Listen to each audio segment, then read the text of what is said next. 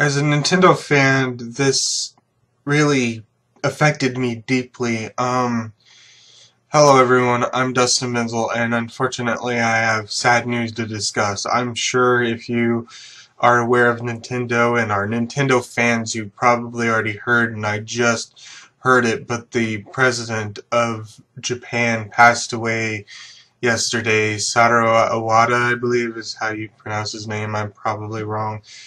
Mr. Iwata, president of Japan, the main Nintendo everything, um, the CEO basically, and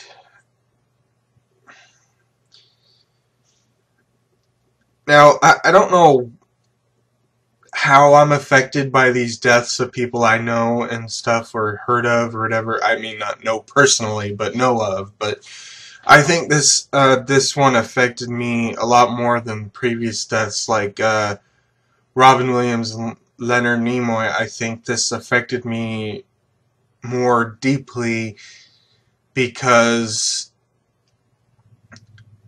I just saw a glimpse of KG Prestige's video on this because I was looking around seeing who was aware of all this, who made videos on this, and he said something that really seemed accurate to Mr. Iwata, and that was he seems like he's genuine. I'd say that he, based on his Nintendo Directs and what he's so willing to do and do for Nintendo, he seemed like he was very genuine. And as a Nintendo fan, and I know a lot of the, well, I know of a lot of these developers in Japan, though there is some that aren't quite Nintendo. I think Hideki is one of those developers that isn't quite Nintendo, but yeah, it's just one of those things where I just focus on Nintendo a lot, and I just know the developers, the president, and stuff.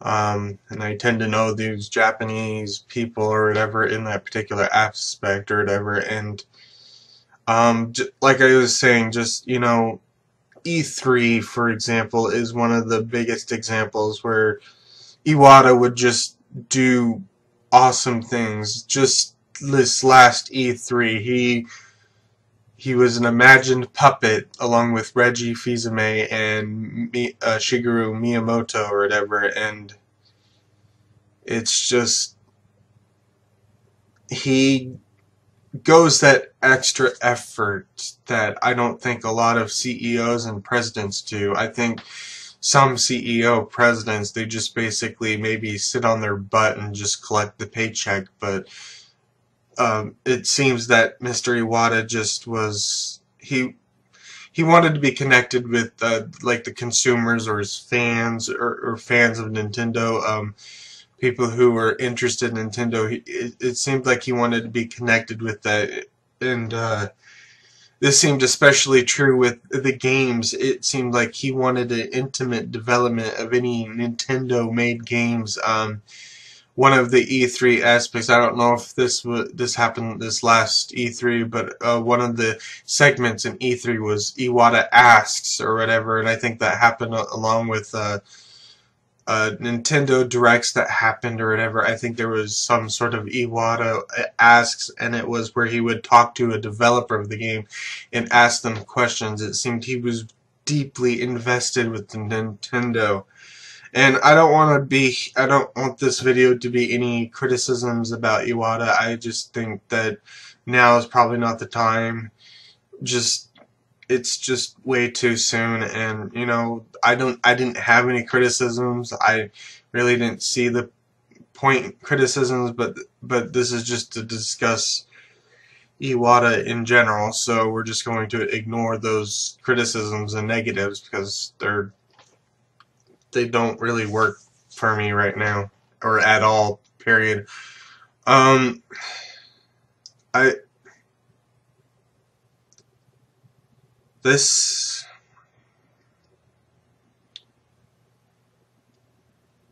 just don't know, and on top of all of this, he was only 55. I know that for some people, 55 is old, you know.